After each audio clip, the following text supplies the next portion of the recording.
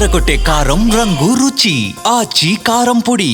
Phone tapping వ్యవహారంపై MLA Danam Nagender కీలక comments చేశారు.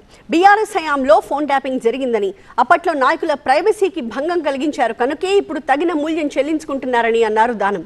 డైవర్షన్ పాలిటిక్స్ చేస్తున్నారన్న బీఆర్ఎస్ ఆరోపణల్లో వాస్తవం లేదని, తప్పు చేయనప్పుడు ధైర్యంగా విచారణ ఎదుర్కోవాలని అన్నారు దానం నాగేందర్.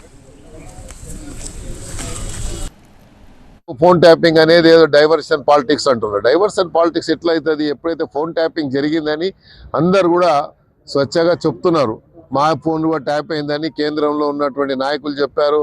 మొన్నటిదాకా ఈటెల రాజేందర్ చెప్పారు నా ఫోన్ కూడా ట్యాపింగ్ అయిందని. వేరే శాసనసభ్యులు చెప్పారు, అధికారులు చెప్పారు మా ఫోన్ కూడా ట్యాపింగ్ అయిందని.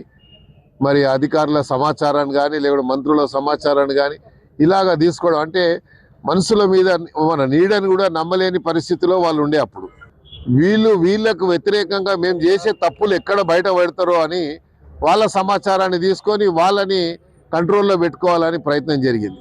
కాబట్టి మీరు ప్రజాస్వామ్యానికి భంగం కల్పించే విధంగా, ప్రజల యొక్క స్వేచ్ఛని హరించే విధంగా, ప్రైవసీని దెబ్బతీసే విధంగా చేశారు. కాబట్టి దీన్ని మూల్యం చెల్లించాల్సిన పరిస్థితి వస్తుంది.